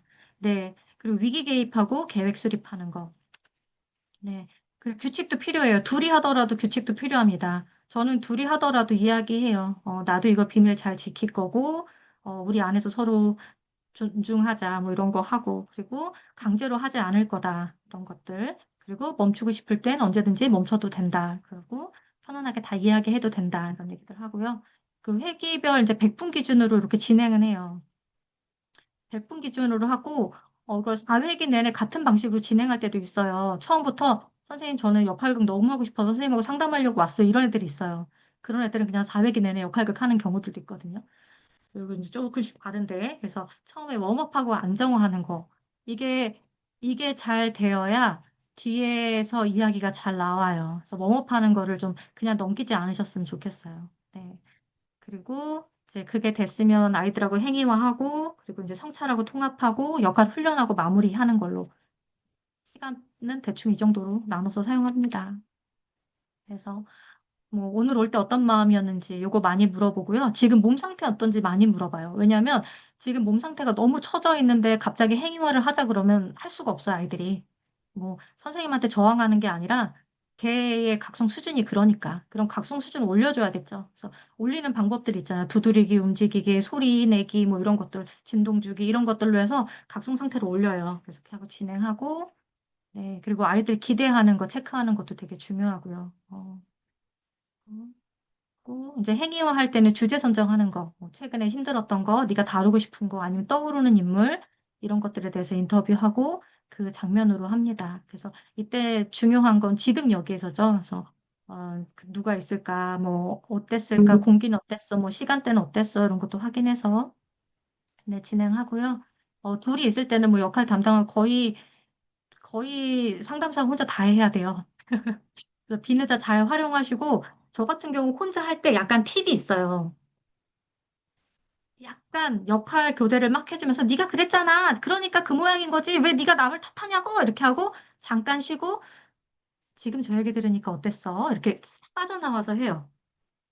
그래서 약간 목소리의 변화나 표정의 변화 이런 것들도 이 안에서 디렉터가 열심히 이렇게 해줘야 돼요. 네, 그렇습니다. 그리고 행위만 시작하는 것들, 이제 현재 진행형으로 말하게 하는 거. 네, 사이코 드라마에서 막 이렇게 가끔 성인인데 어린 시절의 이야기를 가지고 오시는 분들이 있어요. 그러면 히어렌 나오잖아요. 그 어린 시절로 가면 디렉터가 말투도 바뀌어요. 그래서 성인이 되어서 이제 처음에 만날 때는 아, 그래요, 선생님. 아, 그때는 그런 일이 있으셨어요. 그래요. 언제로 가보고 싶으세요? 아, 그랬어요. 그럼 그 장면 한번 꾸며볼까요? 해서 막 꾸며요. 그리고 이제 그 사람이 이제 이슬이라면 그 장면이 딱 꾸미고 난 다음에는 바로 디렉터가 바꿔줘요. 이슬아, 지금은 몇 살? 6살이요. 여기는 어디니? 우리 집이요. 누가 있었어? 아빠가 있었어요. 이렇게. 그래서 그 현재 히어앤 나우에서 디렉터가 그 시제로 같이 가주는 것도 되게 중요합니다. 그리고 말씀드린 이제 더블 역할. 더블 역할만 더블 역할만 잘하시면 크게 막 꼭 역할극이라고 해서 막 일어나서 다 이것들을 다 세팅하고 이러지 않아도 괜찮아요. 그 만약에 되게 주지화가 강한 내담자라서 계속해서 그랬는데요. 뭐 그랬어서 그거는 뭐 통상 그렇게 할 수 있는 거니까 그럴 수 있다고 생각해요. 뭐 이렇게 한 사람한테 와, 나 진짜 화가 난다. 나 무서웠어. 나 너무 외로워. 이 사람이 표현하진 않지만 이 사람 안에 있는 감정을 더블 이중자인 상담자가 대신 해주는 거예요. 그랬을 때 진짜 이 사람이 그냥 겉으로는 아이 뭐 우리 나이 되면 뭐 다 그런 거 아니에요? 우리 나이에 그렇게 부부관계 좋은 사람들이 뭐 얼마나 있어요? 막 이렇게 얘기하다가 제가 나 진짜 외롭다. 그러니까 외로워요. 이렇게 그 감정이 탁 만났을 때 이렇게 변화하는 것들이 있거든요. 정서적으로. 그래서 이 이중자 역할을 잘 해주시면 굳이 막 이렇게 처음부터 끝까지 역할극으로 확 안 하셔도 충분히 역할극 안에서 줄 수 있는 많은 것들을 줄 수 있습니다. 네. 역할 바꾸기. 역할 바꾸기 뭐 비느자 하나만 있어도 상담실에서 계속 안 하셔도 좋아요. 계속 뭐 전체 상담에서 내가 90분을 잡아서 막 이렇게 하는 게 아니라 그냥 간단한 것들은 역할 바꾸기로 해보셔도 좋아요. 뭐 해서 아이가 왔는데 뭐 아침에 엄마가 뭘 해서 막 짜증이 났어요. 보시기에 그냥 좀 간단한 내용이에요. 막 이렇게 깊이 들어가지 않아도 되는 내용이에요. 엄마한테 억울하고 화가 나고 막 했어요. 그래서 엄마는 나 사랑하지 않는 것 같아요. 막 이렇게 이야기해요. 진짜 엄마가 널 사랑하지 않는 것 같아? 그럼 우리 진짜 엄마를 만나볼까? 막 이런 식으로 해요. 그래서 비닐즈 하나 놓고 엄마한테 하고 싶은 대로 막 해요. 엄마가 나를 사랑하면 그렇게 하겠어? 정신화가 안 된 거죠? 지금 목적론적 모드로 들어가서 엄마가 날 사랑하면 그런 행동을 하겠어? 막 이렇게 해요. 거기서 이제 자리를 싹 바꿉니다. 그 말을 듣게 해요. 그랬을 때 사랑하니까 하지 말라고 하지 걱정되니까 이 얘기를 아이들이 하더라고요. 그래서 상담 전체가 아니라 그냥 그 한 장면에서 아니면 어떤 말에서 내담자가 계속 똑같은 말을 반복한다면 어떤 대상하고의 갈등에서 똑같은 것들을 매일 같이 한다면 요거를 저는 추천드려요. 그럼 분명히 이제 자기 중심적인 그 정신화에서 이제 타인의 입장에서 볼 수 있는 정신화로 확장이 되는 거를 같이 경험하실 겁니다. 네, 3단계는 성찰과 통합이 중요해요. 이때 정신화 관련된 질문들을 많이 합니다. 그래서 이 상황이 연극 상황이라는 것도 이해시키고요. 뭐 여기까지 장면은 이렇게 마무리하려고 해요. 이제 장면 끝났습니다. 현재로 돌아올게요. 이렇게 해서 이제 이게 현재 상담 장면이라는 걸 안내해 주기도 하고, 그리고 명료화가 중요하죠. 그래서 그 순간 어떤 느낌이 들었어요? 몸은 어땠어요? 지금 몸은 어때요? 뭐 허리에서 그렇게 반응이 왔어요? 그래요. 그건 어떤 느낌인 것 같아요? 그런 느낌이 드셨어요. 좋아요. 지금 몸을 한번 다시 정렬해 볼까요? 그래서 이렇게 명료화 하다가 안정화도 다시 하고 이렇게 하고 이제 의미도 구성합니다. 그래서 하면서 좀 새롭게 발견한 게 뭐가 있어요? 이런 거 저는 많이 물어봐요. 하시고 나서 어땠어요? 이렇게. 그래서 상담자가 분명히 상담자이고 전문적으로 훈련을 받으셨기 때문에 이 과정을 보면, 얘가 요것 때문에 그럴 것 같은데라는 게 오실 수도 있어요. 근데 그거보다는 그 내담자의 창조성과 자발성을 믿는 게 더 중요하더라고요. 그래서 그냥 본인이 하고 싶은 걸 해보게. 음. 그래서 하시고 나서 좀 발견한 게 뭐가 있었어요? 그럼, 아, 엄마가 날 안 사랑해서 그렇게 하나 보다 했는데, 어, 그냥 걱정돼서 그랬다는 게 좀 알게 됐어요. 이런 얘기 아이들이 하기도 하고. 네, 그래요. 그리고 집단으로 할 때는 집단 나누기가 있는데, 상담사랑 둘이 할 때는 집단 나누기를 할 수가 없어요. 그래서 그럴 때는 상담사가, 선생님도 학교 다닐 때 이런 것들이 있었는데, 그때 그렇게 괴롭힌 애들 보니까 너무 힘들더라. 그 자기 경험에 있는 이야기들을 합니다. 그래서 좀 어떤 주제든 이 경험에 있는 이야기라고 해서 나는 맞은 적이 없는데 맞은 적이 없는데 뭘 나눠줘야 돼? 이런 고민을 하실 필요 없이 그 아이가 가진 감정이 외로움이라면 나의 삶에서 외로움의 감정들의 경험들을, 그리고 그 아이의 감정이 분노라면 나의 삶에서 분노의 감정을 느꼈던 경험들을 그냥 함께 나눠주시면 돼요. 그래서 어떤 평가나 판단이 아니라 그냥 나의 삶을 같이 나눈다라는 의미로 나눠주시면 좋습니다. 자, 그래서 성찰을 돕는 질문들이 있어요. 그러니까 정신화 질문들이죠. 그러니까 자기 초점 정신화 질문이 있습니다. 그래서 예를 들면 그때 마음에 좀 뭐가 남아있던 것 같아? 지금 몸 상태 어때? 지금 막 가슴이 벌렁벌렁하고 그러는데 거기에 이름을 붙여본다면 그건 어떤 감정일까? 이런 질문들. 그럼 자기 초점화할 수 있는 거. 이제 타인 초점화할 수 있는 질문들이 있어요. 상대방은 어떤 마음이었을 것 같아? 이렇게 입장을 바꿔보니까 어떤 생각이 들어? 어떤 느낌이야? 이런 것들. 그리고 이제 통합과 의미화의 질문들이 있습니다. 그래요. 그렇게 해서 지금 이렇게 뭐 수감 생활 하시고 이렇게 하셨는데 이것들이 지금 선생님한테는 어떤 의미가 있으신 것 같아요? 어, 저하고 그때 사건을 다시 이렇게 경험해 보셨는데 좀 하시면서 새롭게 이해되신 게 있으신가요? 이제 내가 이렇게 살아와서 이런 결과가 있었다고 말씀하셨어요. 이제 선생님은 어떻게 하고 싶으세요? 이런 질문들. 그래서 통합하고 임의화해서 앞으로 어떤 삶을 살아갈지에 대해서 본인 스스로 좀 선택하고 이해할 수 있게 해주는 질문들이 있습니다. 네. 그래서 이건 아까 설명드렸고. 네. 그래서 역할 훈련이 굉장히 중요한 게 역할 훈련을 잘 하지 않으면 그냥 기분만 막 이렇게 하고 막 정서적으로 폭발만 하고 끝날 수가 있어요. 그래서 이 역할 훈련만 가지고도 한 얘기를 다 이걸로만 하기도 해요. 네. 그래서 갈등 관계가 있었을 때 특히 이제 가족하고는 한 번 이게 갈등을 역할극으로 했다 해서 완전히 이게 해결되는 게 아니라 가족이기 때문에 계속 반복적으로 만나고 비슷한 상황들이 계속 일어나잖아요.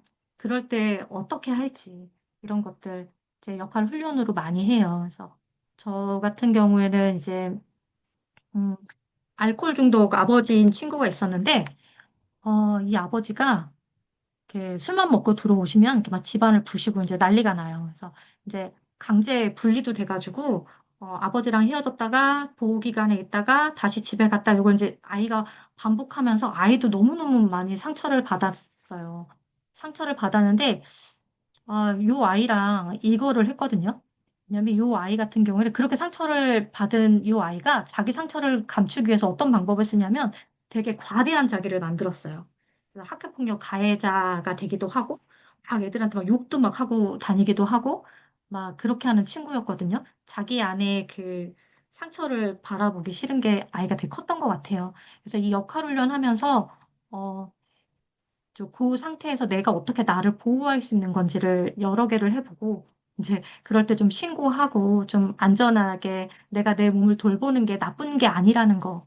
이 아이가 그 전에 되게 힘들었던 건 내가 아빠를 신고한 게 내가 되게 나쁜 사람인 것 같은 게 이 아이를 되게 괴롭게 했었거든요. 그러니까 나는 나쁜 아이야. 어, 나는 당해도 싸. 아빠도 신고했고 아빠가 나 때문에 저렇게 했으니까 이거 다 내 잘못이야 이렇게 했던 아이인데 이 과정을 계속하면서 아 이게 하나의 나를 보호하는 방법이고 신고하는 게 나쁜 게 아니라 술을 마시고 저렇게 하는 아빠 행동이 잘못됐고 우리 아빠의 행동은 내가 이야기한다 해서 쉽게 바꿔줄 수 있는 행동은 아니구나. 그럼 난 뭘 해야 되지? 난 나를 지키기 위해서 이런 것들을 해야 되는구나. 라고 자기가 살면서 좀 자기를 보호할 수 있는 방법들을 좀 가져갔던 게 좀 역할 훈련에서의 그 친구의 성과였던 것 같아요. 그래서 자기 돌봄 도구 상자 만들기 이런 것도 하거든요. 그래서 아이들이 어떻게 나를 돌볼 수 있는가 그것들 좀 이렇게 뭐 지지할 수 있는 아까 그 친구 같은 경우에 이제 그런 문제가 생겼을 때 좀 위탁할 수 있는 가정하고 뭐 이런 것도 좀 알아보고 그랬었어요. 그래서 그런 것들도 자기 돌봄의 도구가 될 수 있겠죠. 그래서 아이들하고 가장 많이 하는 게 제가 하는 거는 호흡법. 그리고 그라운딩 기법 하는 거, 그리고 이제 저각성된 아이들은 시작하기 전에 선생님하고 같이 좀 스트레칭 좀 하고 할까? 그래서 뭐 움직이면서 살짝살짝 이제 좀 에너지 올리고 하는 것들. 네, 그리고 아이들 수면 체크 꼭 해요. 그래서 수면 안 되면은 좀 병원에서라도 도움 받을 수 있게 해서 일단은 잘 재우는 거. 그런 것들을 가장 기본적으로 좀 신경 쓰고요. 그리고 자기 대화 연습하는 거. 그리고 자기자비 명상도 아이들에게도 많이 하는데 도움이 되더라고요. 이런 것도 아이들의 자기돌봄 도구가 되더라고요. 그 관계적으로 어쨌든 사람하고 신뢰로운 관계를 아이들이 경험하는 것 자체가 아이들에게 굉장히 큰 자기돌봄 도구가 되더라고요. 그래서 저도 그 역할을 하려고 애를 쓰고 제가 안 될 때는 그 역할을 대신해 줄 수 있는 사람들을 좀 연결시켜 주는 거. 그것도 좀 역할이더라고요. 네, 그런 것들이 있고. 그리고 존재론적으로는 아이들이 창조적인 활동을 할 수 있는 거에 저는 굉장히 많이 좀 지지하고 응원해요. 그래서 아이들이 이렇게 우리 아이들이 되게 어릴 때부터 이렇게 지시를 많이 당하잖아요. 예, 그게 아니라 자기가 하고 싶은 걸 좀 자유롭게 펼치는 거. 근데 그게 수용되는 한에서 네, 그 연습들을 좀 하는 거. 그것도 아이들에게는 좀 도움이 됐던 것 같습니다. 네. 그리고 과각성 상태랑 저각성 상태일 때 어떻게 했는지 네, 그래서 과각성 상태일 때는 잠시 중단하고, 그리고 호흡 안내하고, 그라운딩 하는 거, 그리고 지금 여기가 어디인지, 확인시켜 주는 것들로 안정화를 많이 진행하고요. 저각성 상태일 때는 속도 조절하는 거, 그리고 감각 활성화하는 거, 그리고 가벼운 움직임, 그리고 관계 동원하는 거, 이런 것들도 좀 자주 쓰는 방법입니다. 네. 그래서 네, 치유의 5단계로는 이렇게 진행을 해요. 그래서 몸과 생각과 그리고 통합하는 거, 그리고 행위하는 거, 관점 전환하는 거, 네, 성찰하는 거 이것들이 계속 반복적으로 이어지기도 하고요. 또 안 된 부분이 있으면 다음 회계는 그게 또 집중해서 진행하기도 하고 그렇게 합니다. 그럼 여기까지 하고 질문 시간을 제가 거의 다 잡아먹었죠.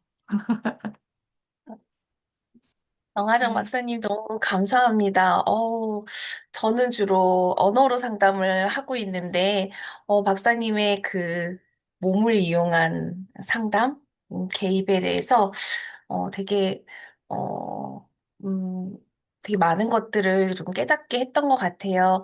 너무 감사하고요. 그래도 우리가 질문은 한 분은 좀 네네. 받아보도록 하겠습니다. 나는 오늘 꼭 질문 안 하면 안 된다 하시는 분 있으면 질문, 네, 해주시기 바랍니다. 강의가 너무 좋았죠? 여기 채팅창에 용상순 선생님, 혹시, 말로 해주실 수 있으실까요?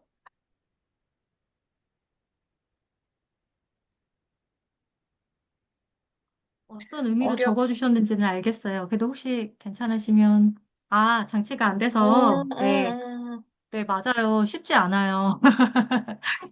침묵 상태에서, 그것도 아이가 이렇게 눈이 마주쳐지지도 않는 것도 아니고, 제가 상담할 때, 얘랑 뭘 해도 되겠다라는 순간들이 있어요. 언제냐면, 딱 눈동자가 돌아왔을 때. 네. 그래서 제가 그 아이를 만나서 처음에 그 눈을 마주치고 한 20분 그렇게 했다는 그 상태여는 아이가 눈동자가 돌아오지 않은 상태였어요. 이거 상담하시는 분들은 어떤 말인지 이해되시죠? 앞에는 앉아 있지만 눈은 이렇게 어디를 가 있어요, 이렇게. 그래서 눈이 약간 공허한 상태의 그 아이였거든요. 예, 저는 요때 제가 나름대로 하는 방법이 하나 있어요. 저는 심상 작업을 좀 하는데, 아이랑 이렇게 바라보고 있으면, 제가, 어, 그냥 심상으로 그 아이를 정말 따뜻하게 안아주는 이미지를 계속 가지고 그 아이를 바라봐요. 네. 나름의 팁입니다. 네. 네. 어, 어, 어, 이견길 선생님, 네. 학생인가? 아, 학생이네요. 네네. 인하되시면 지금 저희 인문융합 치료학과에 연극치료 수업이 있습니다. 네. 네, 저희 다음에, 인하대에 인문융합 치료학 석사 박사 과정이 있습니다. 관심이 있으신 분들은 같이 공부하시면 너무 좋을 것 같습니다. 우리 정화정 박사님이 강의를 이렇게 잘 해주고 계시니까, 네, 관심 있으신 분들은, 네, 같이 지원하셔서 공부하시면 너무 좋을 것 같아요. 네. 네, 수업에서는 이론보다는 거의 다 실습으로 진행을 하고 있어서 혹시 관심 있으시면 참여하셔서 같이 즐겁게 노시면서 배우시면 좋겠습니다. 저도 듣고 싶네요, 박사님. 네. 오늘 하셨던 말씀 중에 저는 몸은 기억한다라고 하는 말씀이 우리가 되게 많이 들은 말인데 내담자도 그러니까 상담 받으러 오는 사람도 모든 감각을 통해서 기억하고 있고 또 상담자도 그 상담 현장에서 모든 감각을 통해서 그 자리에 함께 존재하기 때문에 우리가 이것을 느낄 수 있지 않을까라는 생각을 좀 했고요. 아까 계속 그 따뜻한 그 이미지를 그리면서 바라본다라고, 그러니까 말은 안 하지만 바라본다라고 하는 게 그것만으로도 내담자가, 어, 그 따뜻함을 느낀다면, 그걸 감각으로 느껴진다면, 분명히 그 라포가 잘 형성되고 시작이 되지 않을까라는 생각이 들었습니다. 오늘 너무, 좋은 강의, 네, 감사드리고요. 저희는 이제 다음 달에 마지막 특강이 준비되어 있습니다. 네, 마지막 특강이어서 기다려 주시기 바라고요. 오늘 수고해 주신 우리 정화정 박사님 모두 박수 한번 부탁드립니다. 박수 하고 계시는 거죠? 네. 저희 오늘 7차 특강은 여기까지 진행하도록 하겠습니다. 모두 감사합니다. 저희는 다음 달 마지막 주 월요일 날 뵙겠습니다. 감사합니다. 네, 감사합니다. 감사합니다.